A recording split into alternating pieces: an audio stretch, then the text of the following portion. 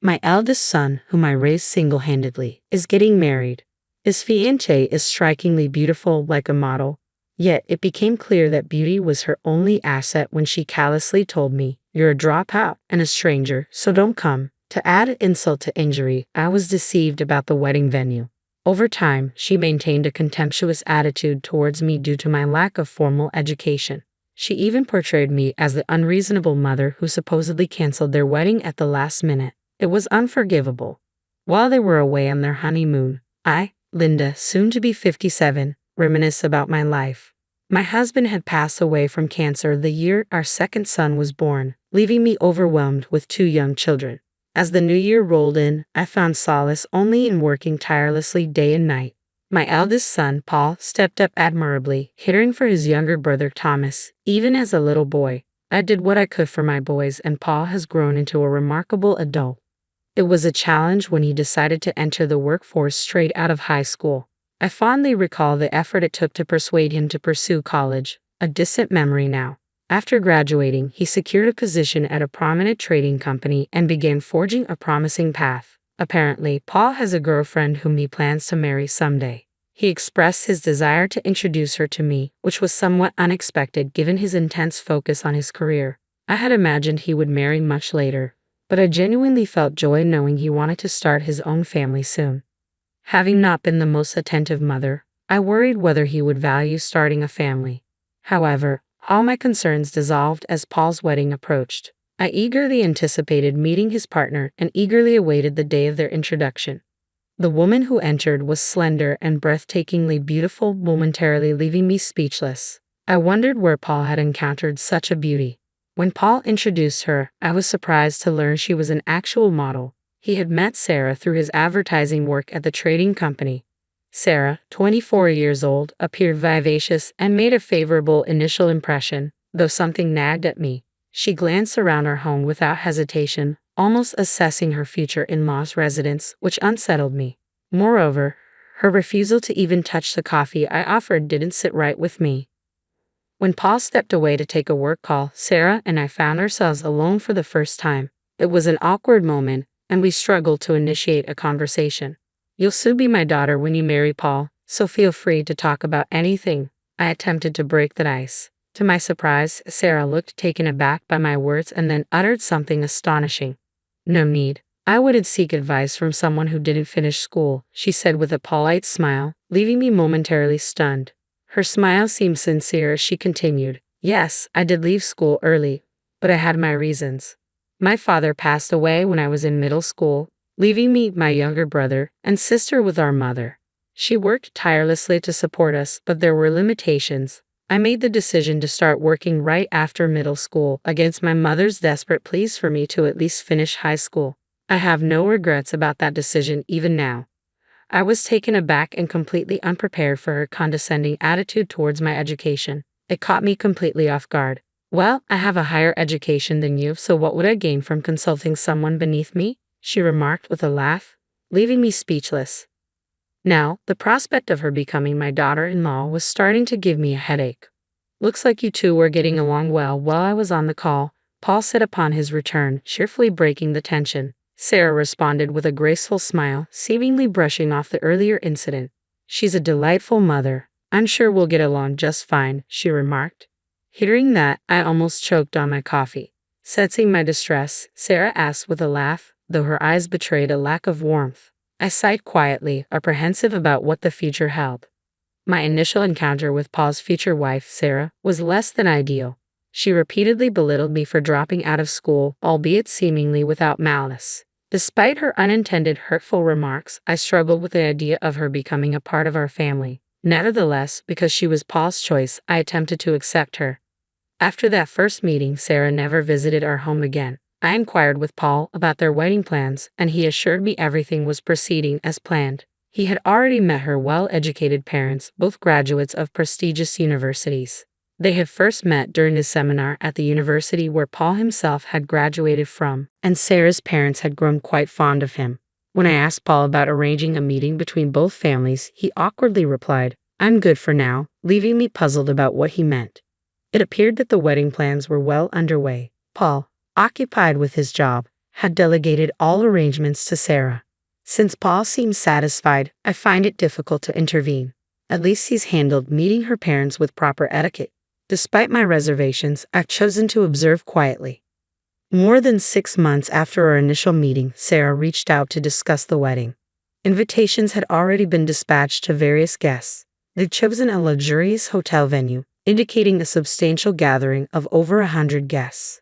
It's shaping up to be quite a lavish affair, a rarity these days. It sounds like you're planning quite a grand wedding, I remarked. Yes, my father owns a company, so through various connections, the guest list expanded, she explained. As I listened to Sarah, I started to have concerns about the planning on the groom's side.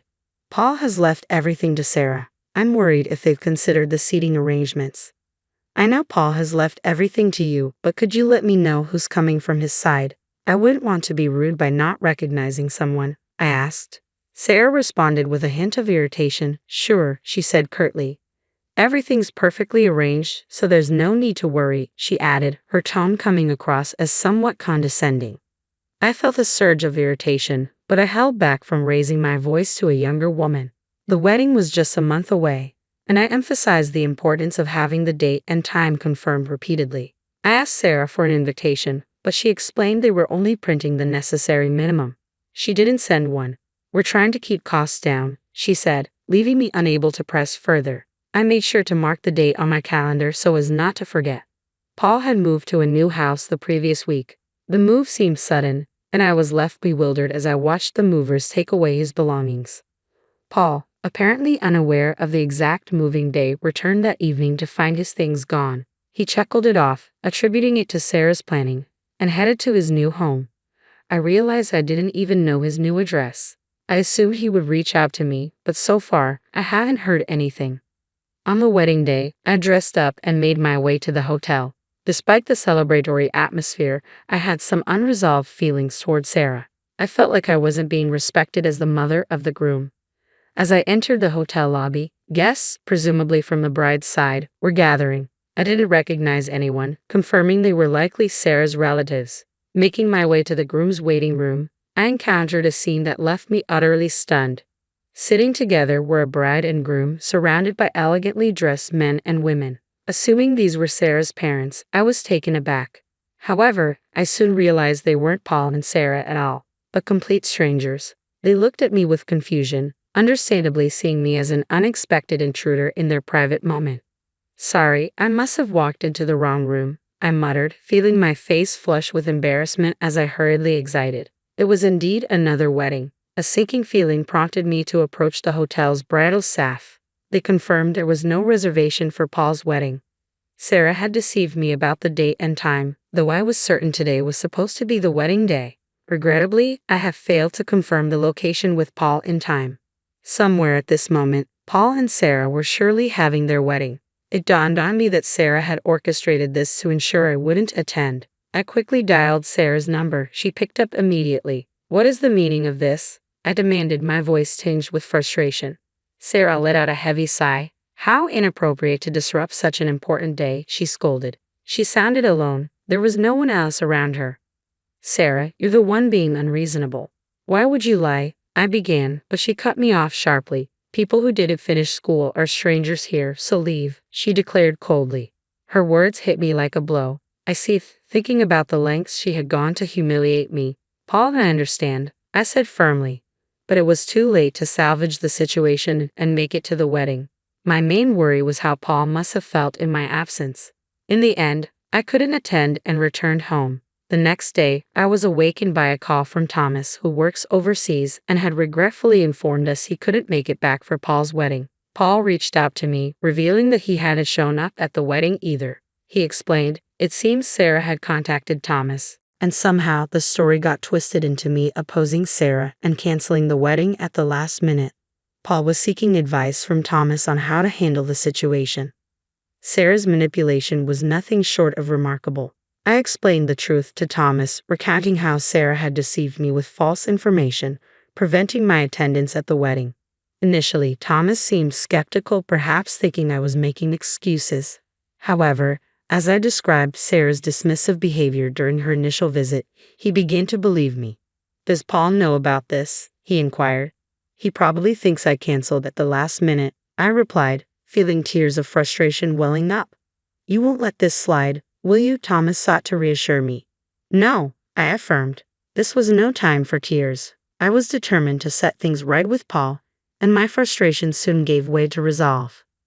Unable to reach Paul, who was likely on his honeymoon, I decided to confront Sarah's parents directly. I visited their home, where they greeted me with evident suspicion. As we sat down to talk, it became apparent they believed I had opposed the marriage and abruptly canceled at the last minute. I started by addressing this misunderstanding head-on. I wasn't certain they would trust my explanation, but I felt compelled to lay out the truth. Initially, they remained skeptical. However, as a last resort, I revealed my trump card, a recorded conversation with Sarah. It felt drastic, but I had no other choice. With a deep breath, I retrieved my phone and played the recorded conversation.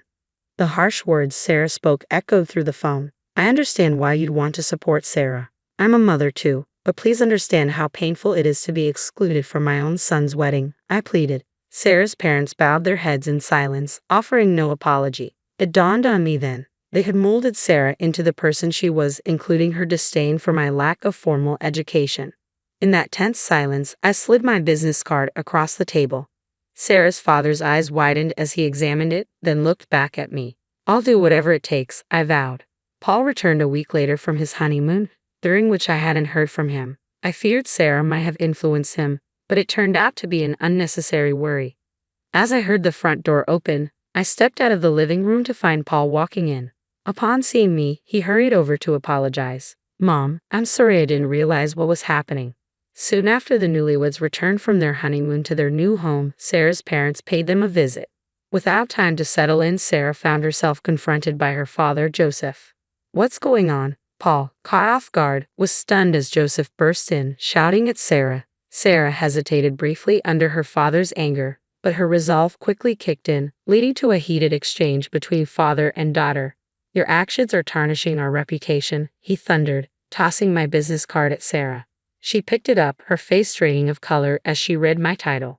Unknown to Sarah, I held the position of president at one of her father's crucial business clients. Despite leaving school early, I worked diligently and earned respect, rising to this prestigious role. Additionally, her father's company acted as a subcontractor for mine. Just 3 days earlier, I had terminated all contracts with his small parts distribution business, which relied heavily on our company for over 80% of its orders. It was understandable that he was upset. You need to apologize to Linda immediately, he insisted. Sarah hesitated, clearly confused. I don't see why I should apologize to someone like her, she retorted stubbornly.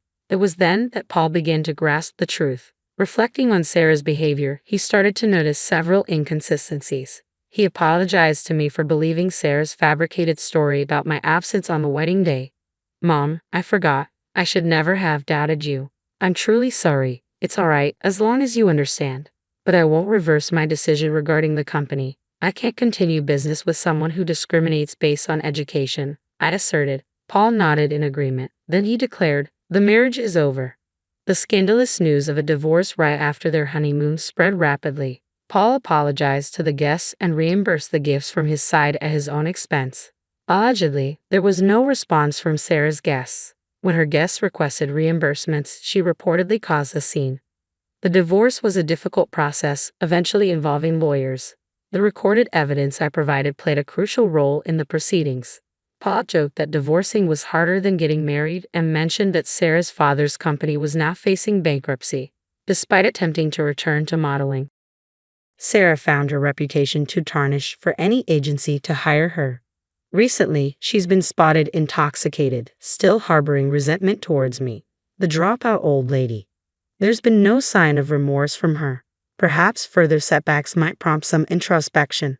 Back at home, Hall suggested renovating our old house. It seems he's in no rush to remarry. I'll focus on my career, just like you, Mom, he said, bringing me joy. I felt reassured that I have fulfilled both parental roles effectively. Just be more cautious in your choice of partner next time, was my only advice. Paul nodded, looking somewhat sheepish.